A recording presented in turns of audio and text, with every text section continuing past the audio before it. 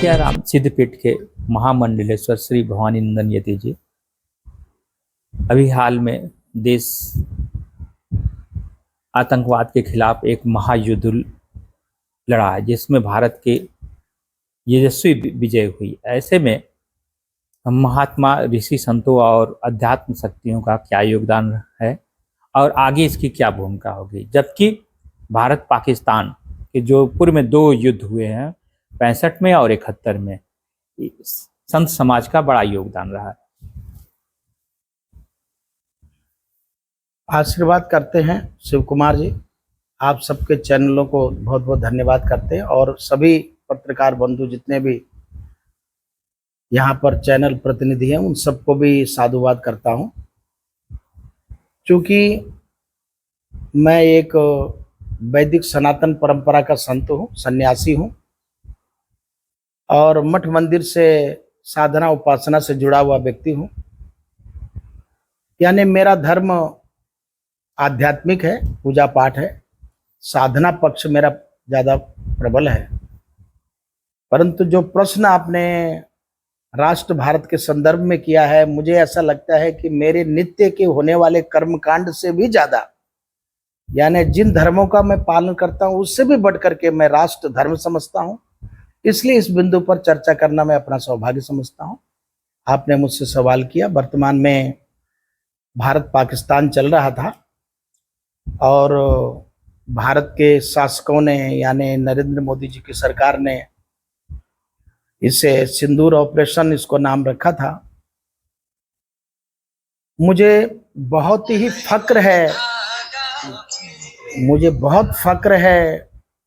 भारत सरकार पर कि जिनकी टीम में ऐसे विद्वान लोग हैं, वो चाहते तो इस ऑपरेशन का नाम यानी आतंकवादी ऑपरेशन भी रख सकते थे, पर उन्होंने सिंदूर ऑपरेशन रखा। सबसे बड़ी बात मुझे प्रसन्नता इस बात की है कि कितनी अच्छी सोच है उनकी कि हमारे भारत की उन आदर्श नारियों का सिंदूर आतंकवादियों ने धो डाला था। तो भारत के प्रशासकों ने तत्काल सिंदूर ऑपरेशन नाम रख करके उनके ऊपर चढ़ाई कर दी। और जैसा कि मैं ही नहीं, संपूर्ण भारत के लोग इस बात को मानने को राजी हो गए हैं। वो जानते इस बात को कि भारत ने पाकिस्तान को मसल के रख दिया, रगड़ के रख दिया। थोड़ा सा और रगड़ने की जरूरत थी, जो कि मैं स्वयं से व्यक्तिगत रूप से महसूस कर रहा हूं कि मेरा भजन, मेरी शांति, मेरा सुख तो केवल राष्ट्र भारत के अमन चैन में है। राष्ट्र भारत और भारतीय अमन चैन से नहीं रहेंगे तो मैं अकेले मठ में कैसे रह सकता हूं।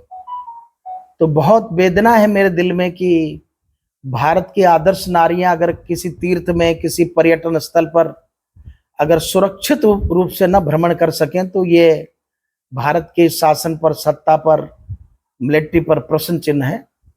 उस प्रश्न का उत्तर भारत की मिलिट्री ने पाकिस्तान में घुस करके दिया। मैं पहले उनको बधाई करता हूं, दूसरे नंबर आपको भी करता हूं, देश को भी बधाई देता हूं। और तीसरी बात आपने जो पूछी कि इसमें संत महात्माओं का बहुत बड़ा योगदान रहा है, सबसे बड़ी बात तो मैं देशवासियों को ये बताना चाहूंगा, संत महात्माओं की सबसे बड़ी भूमिका ये रहती है कि दुनिया में हर व्यक्ति ईश्वर से प्रार्थना करता है। वो अपने लिए करता है, अपने परिवार के लिए करता है, रिश्तेदार के लिए करता है। मगर भारत का जो साधु और सन्यासी है, उनका अपना व्यक्तिगत कोई नहीं होता, पूरा देश और दुनिया के अच्छे लोग उनके अपने होते हैं। वसुधैव कुटुंबकम। सर्वप्रथम मैं भारत को अपना घर समझता हूं और भारतवासियों को अपना परिवार समझता हूं। उनके अमन चैन के लिए मैं रोज अपनी साधना में प्रार्थना करता हूं। इस भारत माता के लिए मैं रोज प्रार्थना करता हूं। काले वर्षतु पर्जन्य पृथ्वी सस्यशालिनी देशोऽयं क्षोभ रहितः हर्ष निर्भर मानसः। सब प्रसन्नता से जिए, बरसात हो, वृष्टि हो, किसान जवान सब सुखी रहे, अमन चैन रहे। तो सबसे बड़ा योगदान तो भारत के सन्यासियों का, भगवान से नित्य प्रार्थना में राष्ट्र के अमन चैन की प्रार्थना हम लोग करते हैं। दूसरे नंबर का भारतवासियों के हम हैं और हम भारतवासी मेरे हैं। कोरोना के पीरियड में जिलाधिकारियों ने, साधु महात्माओं के, आदरणीय योगी जी ने विशेष रूप से साधु महात्माओं को एकत्रित किया था और उन्होंने सब यानी वीडियो कॉन्फ्रेंस के जरिए कोरोना के दौरान उन्होंने हम लोगों से मीटिंग की थी और ये बात कही थी कि साधु संत महात्मा तन से, मन से और धन से संपन्न होते हैं। देश पर कोरोना की मार आ पड़ी है। जिस संत से जो बन सके वो अपने पड़ोसी के लिए, अपने देशवासी के लिए करिएगा। तो मैं समझता हूँ उसमें भी हम लोगों ने जम के काम किया था। जम के काम ये किया कि जहाँ भोजन नहीं था वहाँ पहुँचाया, मठ में बनाया, भेजा, यानी मेडिसिन वगैरह जो बन सका अधिकारियों से बोल के, सीएमओ से बोल के। दूसरा, भारत का सन्यासी अपना घर परिवार समझकर देश के लिए काम करता है। तीसरे नंबर पर शिव कुमार जी, मैं ये कहना चाहूँगा, आज भारत पाकिस्तान हुआ तो जरूर हमारे मिलिट्री की कुछ क्षति हुई होगी, कुछ नौजवान मारे गए होंगे, तो वह भी इसी भारत का नागरिक है और मैं भी इसी भारत का नागरिक हूँ। मैंने कहा ना, अपनी पूजा पाठ के धर्म से बढ़ करके राष्ट्र धर्म है। राष्ट्र सुरक्षित होगा तो मेरा मठ भी सुरक्षित होगा। तो मैं तीसरे आपके सवाल के जवाब में ये बात कहना पसंद करता हूँ कि यदि भारत सरकार मेरे जैसे साधु को भी भारत पाकिस्तान बॉर्डर पर बुलाने की अगर जरूरत समझेगी तो शपथ है भारत माँ की, मैं पाकिस्तान के बॉर्डर पर जाकर के शायद तिरंगे में लिपट करके फिर वापस आऊंगा।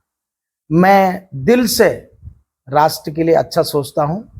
मेरे राष्ट्र निवासियों का, जैसे अभी भारत की कुछ सौभाग्यवती महिलाओं का सिंदूर छिन गया था, वो न छिन पाए कभी। भारत के अबोध बच्चों को कोई न मार सके, कोई व्यक्ति आतंकवादी के आतंक का शिकार न बन सके। इसके लिए सबसे बड़ा उपाय आतंकवादियों का खात्मा है। उस खात्मा में यदि भारत सरकार मुझे बुलाना पसंद करेगी तो मैं बहुत ही पसंद के साथ में जाना पसंद करूंगा। महाराज जी, ये आपको लग रहा था कि आतंकवादियों के खिलाफ कुछ और अभी कार्रवाई होनी चाहिए थी? बिल्कुल होनी चाहिए, जैसे इसी ऑपरेशन सिंदूर और तगड़ा। ये कूटनीतियां हैं। राष्ट्र की सुरक्षा राष्ट्र सरकार के पास है, भारत सरकार के पास है। न जाने किस बिंदु पर उन्होंने ऐसा किया, उनके ऊपर आक्षेप विक्षेप करना उचित नहीं है। हो सकता है कोई न्यूक्लियर का मामला, कोई परमाणु बम, एटम बम का मामला सामने आ रहा हो, या भारत को कहीं कुछ नुकसान, या विश्व स्तरीय संधि पर कहीं प्रश्न चिन्ह, कुछ तो जरूर होगा। वरना मुझे विश्वास है नरेंद्र मोदी के दिल में खून खौल रहा था। जो बदला उसने लिया वो भारत माँ का राष्ट्र प्रेम दर्शाता है, भारतवासियों का प्रेम दर्शाता है। इसलिए हम बिना सरकार से जाने इस बात पर कुछ भी कमिटमेंट या कोई कमेंट नहीं कर पाएंगे कि यानी ये क्यों रोका गया। बाबा जी, इस मिशन में जो है 2 महिला कर्नल को जो है आगे लाया गया था, इसको लेकर एक मध्य प्रदेश के जो मंत्री हैं उन्होंने कल बयान दिया कि मैं पाकिस्तान को ये बोला कि हम तुम्हारी बहन को ही तुम लोग के यहाँ भेजे हैं।